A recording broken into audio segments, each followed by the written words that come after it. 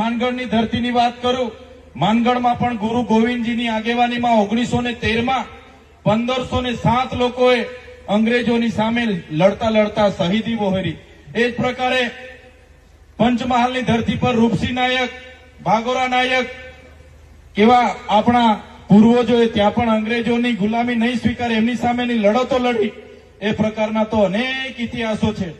1303માં 1315માં જયારે ડુંગરપુરના ડુંગરિયા ભીલ પણ શહીદી વહોરી, યુદ્ધ લડતા લડતા. એવા તો કેટલા, પાલ દડવાડાની વાત હોય, કેસરી સિંહની વાત હોય, ગુલામ મહારાજની વાત હોય, બધા જ લોકોએ આદિવાસી સ્વાયત્ત રીતે જીવે, સ્વતંત્ર રીતે જીવે, સ્વાવલંબન રીતે જીવે, પ્રકૃતિ સાથે રહીને જીવે, એના જળ જંગલ જમીન પરના અધિકારો આબાદિત રહે, એના માટે અનેક યુદ્ધો લડ્યા અને યુદ્ધો બાદ આપણને સ્વતંત્રતા મળી. આપણા તાલુકાનો લુખ્ખો છે ધારાસભ્ય ચૈતરભાઈ આ તાલુકાના લુખ્ખા છે. તો ચૈતર વસાવા લુખ્ખા રહે તો આજે ચૈતર વસાવાને એક બંને ચૂંટણીઓમાં લાખથી વધારે લોકો થોડા મત આપવાના હતા.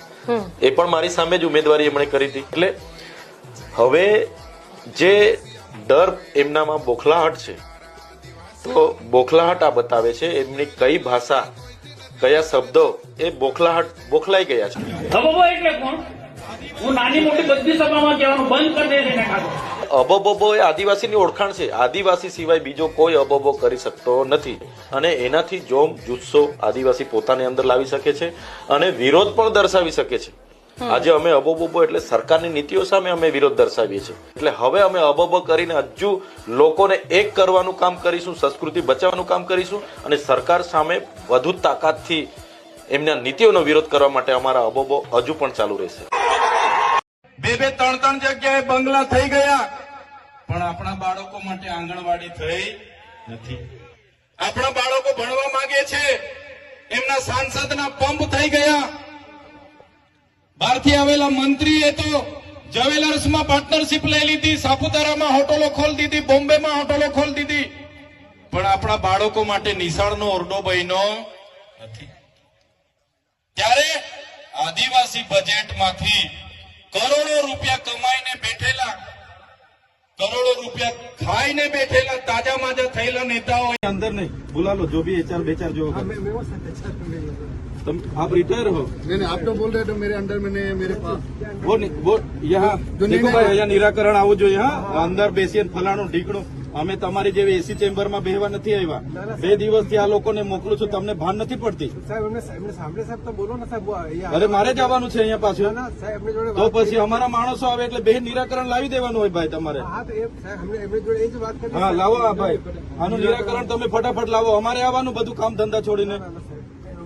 હા, એવું બધું મગજમાં બધું હોય ને કાઢી નાખવાનું. હા, જમીનો આપી છે અહીંયા. હા, એમને એમ નથી તમારા પર અમે ભીખ માંગતા, બરાબર છે? અમારા લોકોએ જમીન આપી છે ને રોજગારી જોઈએ.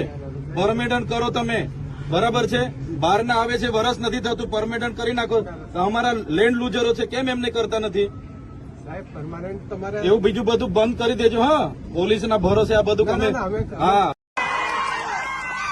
तुमको क्या लगता था नहीं लौटेंगे? गलत. जब तक तोड़ेंगे नहीं तब तक छोड़ेंगे नहीं. ત્યારે સાથીઓ, આજે આવડી મોટી સરકાર સામે લડવા, એમની પોલીસ સામે લડવા, એમની તમામ તાકાતો સામે, યંત્ર મંત્ર તંત્ર સામે લડવા માટે મને તમારા બધાના સહકારની જરૂર છે. આમ આદમી પાર્ટીના તમામ યોદ્ધાઓ આજે મહેનત કરે છે, ઈમાનદારીથી લોકસેવા કરે છે, પણ એમને સત્તાની જરૂર છે. ત્યારે આવનારી તાલુકા અને જિલ્લા પંચાયતમાં તમારા બધા જ લોકોએ મહેનત કરવાની છે, તમારા બધા જ લોકોએ પ્રયાસ કરવાના છે અને આવનારી તાલુકા અને જિલ્લા પંચાયતમાં આમ આદમી પાર્ટીની અહીંયા સત્તામાં બોડી બનાવવાની છે. એ વિનંતી કરવા માટે હું તમારી વચ્ચે આવ્યો છું. પ્રશ્ન ઘણા છે, સવાલો ઘણા છે, રજૂઆતો આપણે ઘણી કરીએ છીએ, પણ આ ભાજપની તાનાશાહી સરકારના નેતાઓ સાંભળી નથી રહી. ભારતીય જનતા પાર્ટીના 30 વર્ષના શાસનમાં કેટલાક અધિકારીઓનું રાજ ચાલે છે, કેટલાક રિંગ માસ્ટરો દિલ્હીમાં બેસીને સરકાર ચલાવે છે અને એમના અંદરો અંદર ગુટબાજીના કારણે આજે જનતાના કામો નથી થતા. પોતાની સરકાર હોવા છતાં જો ધારાસભ્ય આવી વેદના નાખતા હોય, આવી વેદના ઠાલવતા હોય, તો તમારા જેવા સામાન્ય લોકોની તો શું વાત છે. ત્યારે મેં તમને કહેવા માંગુ છું એમના સરકારમાં એમના ધારાસભ્ય એમને વિનંતી કરતા હોય ત્યારે આપણે વિનંતી કરવાનું થતું નથી. આવનારા દિવસોમાં આપણે આ ભારતીય જનતા પાર્ટીની સરકારને આપણે બદલી કાઢવાની છે. તૈયાર છો ને બધા? કેટલા લોકો ઈચ્છે છે કે આ વખતે ભારતીય જનતા પાર્ટીની સરકારને આપણે ઘર બેસાડી દેવાની છે? ઊંચો હાથ કરો બધા. પરિવર્તન લાવીએ ને આપણે. એમણે તો હમણાં મંત્રી તંત્રીઓ બદલ્યા છે. જ્યારે વિરોધ થયો બધા ગુજરાતમાં, કામ નહીં થયું, લોકો साल की सेवाएं की तो अभी भी बेसिक सैलरी आप बता रहे हो, मिनिमम वेजेस ही बता रहे हो. देखिए अभी मैंने सवेरे इनको बोला है, ऐसे जितने भी लोग हैं, देखो भाई, बतावाजी જો તમને બી કેમ છું, મિનિમમ વેતન ધારો જે લઘુત્તમ વેતન ધારો છે ને પહેલા દિવસે હવે મહિનો થાય એનો બી લાગુ પડે, પણ જે લોકોએ 32 વર્ષ કર્યા તો એનું તો ઇન્ક્રીમેન્ટ તો આપો, પગાર વધારો તો આપો. હે આનું શું મતલબ છે? हम देख लेते हैं. અરે યાર कैसे देख लेते वो क्लियर करो आप. हाँ, ऐसा है, इसको जो भी हमें चेंज करना है हम 1 फरवरी को आपको और ये 14,773 રૂપિયા તો 31 દિવસના છે પાછા. હા ભાઈ, पगार भी नहीं आएगा. ओ भाई शांति रखो ना यार, हमने भी टाइम नहीं. सामड़ो तो खरा. तो उनको आप छुट्टी भी नहीं दे रहे हो. मंथ में 4 दिन की छुट्टी रहती है ना, गवर्नमेंट का रूल्स है. सर ऐसा है, हम ये 26 दिन की हमको ड्यूटी देनी है, हम 26